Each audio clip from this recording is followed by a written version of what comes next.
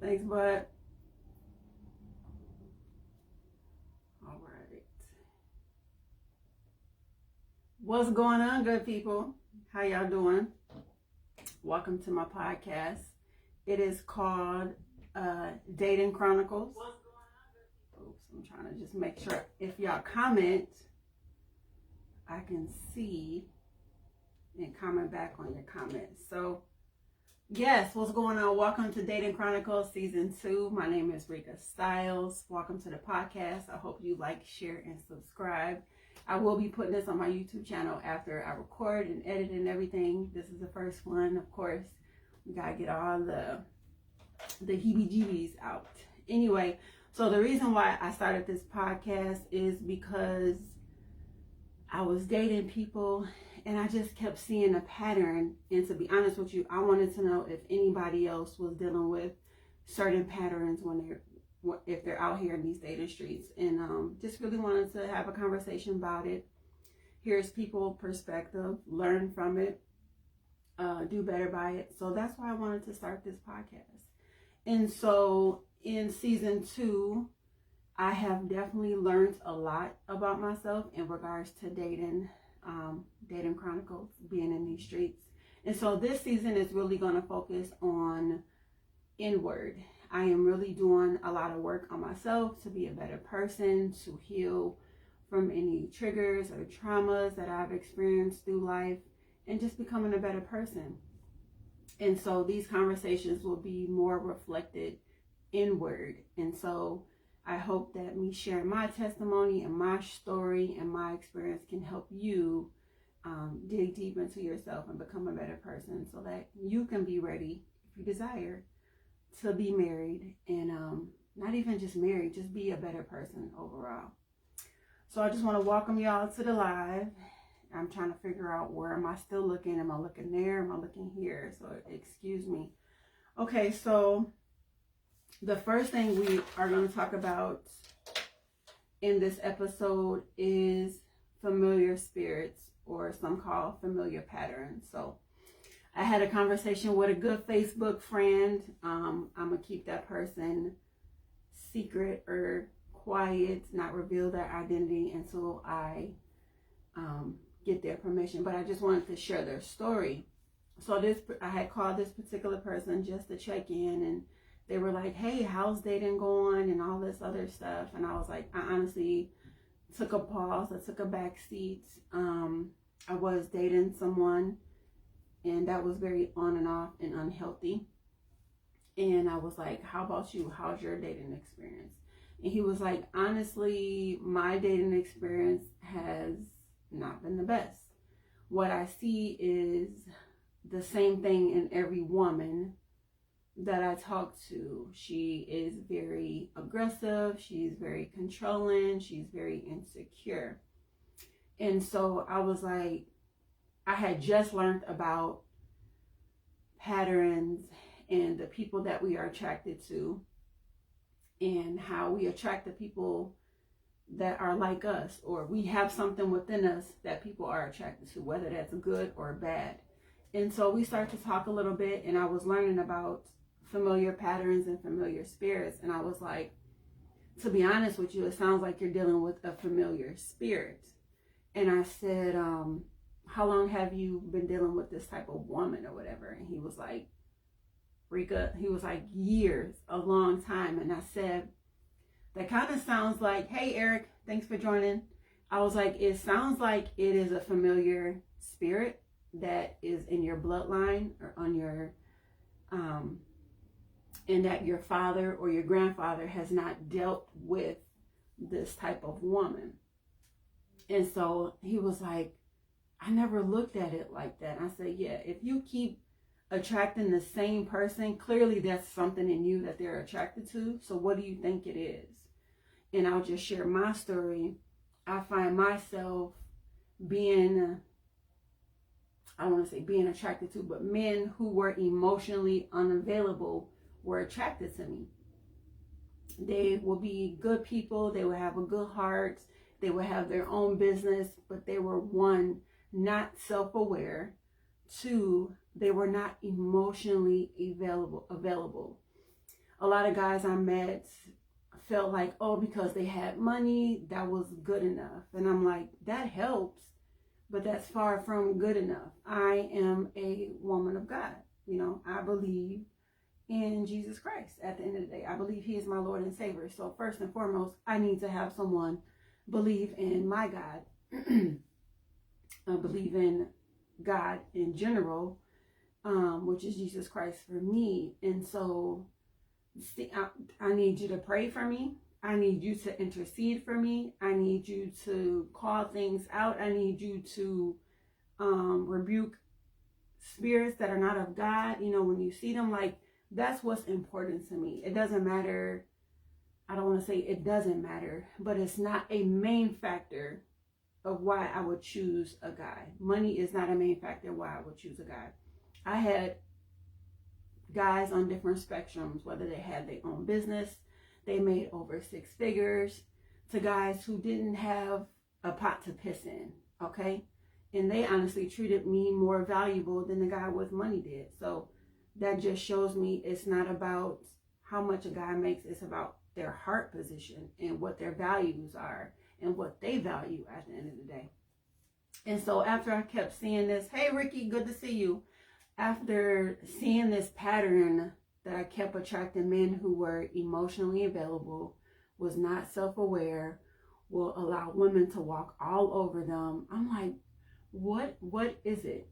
Is this the man that I'm called to minister to help them, you know, just become better men and just let them know that they're kings in God's eyes, you know, that they're valuable in God's eyes? Like, what is it?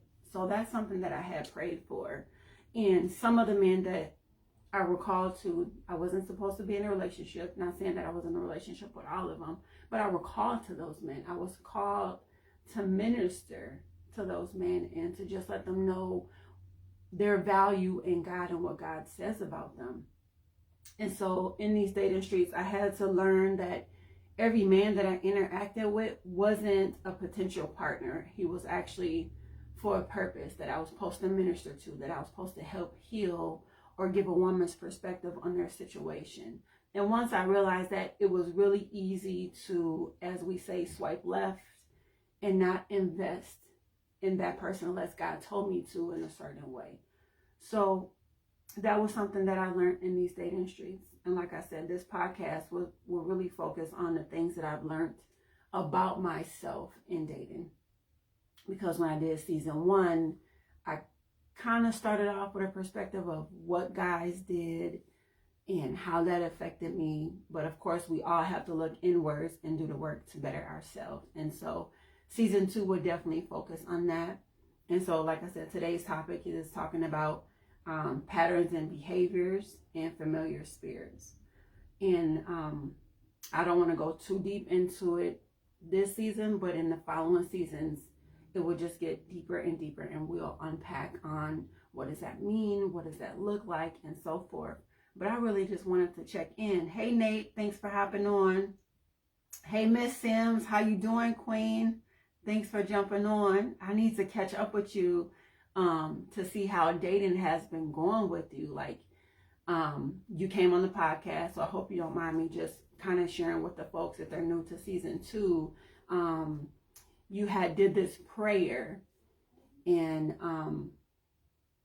you was like, God, if they're not meant for me, don't allow the date to go through. So you saw a lot of cancellation with guys. Like, they will just not show up, they will ghost you, or they'll cancel the date.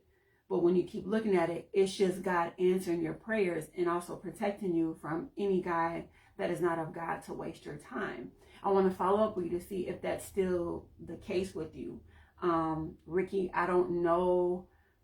I haven't chatted with you in a while, so I don't know if you're dating anybody, if you're still working on yourself and getting yourself together. But this podcast for me is about interaction. It's about having a dialogue and also hearing and getting other people's perspective so that we all can learn and we all can know that we're not in this dating world by ourselves. It's definitely different from what I used to date.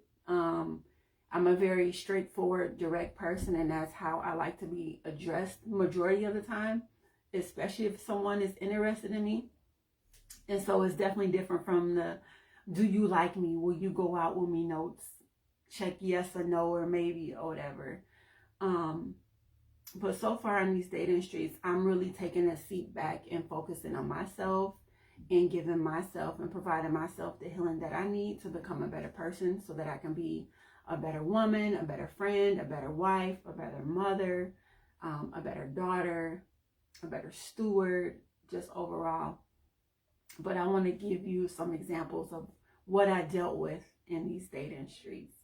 And so, one scenario, I was in Walmart. I was going to Walmart, just minding my business. And I can just feel somebody staring at me. So I turned back. He was like, hey, sis. I was like, hey. And I kept on walking into the store or whatever. So he comes behind me. He was like, hey, I just thought I want to tell you you're a very beautiful woman. I don't usually approach women. I'm like, okay, but I'll play along. And so he was like, do you mind if I push the cart for you? And I was like, sure, it's a cart. Okay. He was like, I bet you never had a man do this before. And I'm like, push a cart? Push a grocery cart? Yeah, my son does that. Yeah, I've been in relationships where they push the cart, but he thought pushing a cart and picking items from the shelf was a very big deal to me. And I'm just like, that's normal, that's standard. Am I supposed to be or whatever? And then we're talking the whole way through the store, and I get my shopping done and we do check out. And he was like, can I pay for your stuff? And I was like, I just met you. I don't want you paying for my stuff. I appreciate it, but I'm good. And he was just a pause, like, what? You don't want me to pay for your groceries? No, sir, I'm not. I appreciate the gesture, but I'm good. And the reason why I said no is because, one, I don't know him. Two, it could have been the enemy sending somebody to make a covenant with me by him giving me something. And that's something that we have to be very careful about, of who we eat with, who we come in agreement with, because it's so easy to come into ungodly covenants with people. And that's why I think a lot of stuff is going on now, because we are in covenants with people that God does not intend us to be in covenant with, you know what I'm saying? So, but yeah, he was very taken aback. Hey, Marsha. He was very taken aback by me and not allowing to pay for my groceries. I'm like, I'm okay. Thank you, sir. But I don't know you to be coming in agreement with you to pay for my groceries. Okay. But yeah, just being very mindful of yourself when you're out here dating. Make sure it's definitely Christ-led. Make sure that it's someone, either ask God, like, what type of relationship is this, God? Is this supposed to be ministry work? Is this somebody I'm supposed to be in a relationship with? Hey, Kenneth, Kamisha, and also understanding the season people are in your life for. One of the guys I were dating on and off, I had to really wake up and realize our season is over. It's done. Like, we are going past this, and it's not becoming healthy. And so you also have to know what season you're in when you're dating people, and just to see, it might be temporary. One day my pastor, he was doing a sermon of, great seeing you too, hon. How's everything been going for you? He uses this metaphor of like a bus. Some people get on, some people get off, some people ride the whole route with you. And then also like a revolving door. People go, people come, people go, people come. But you have to allow them to come and go, but also know the reason why they're coming and going in your life. And so that's kind of what I wanted to talk about, but I mainly just wanted to show my face and connect with everybody and just say what's up. You know, this is just the introduction to season 2 of Dating Chronicles. Like I said, each episode I'm going to go deeper and deeper in the things that I've overcome and the things that God has showed me about myself. Definitely dating has done some reflection on me.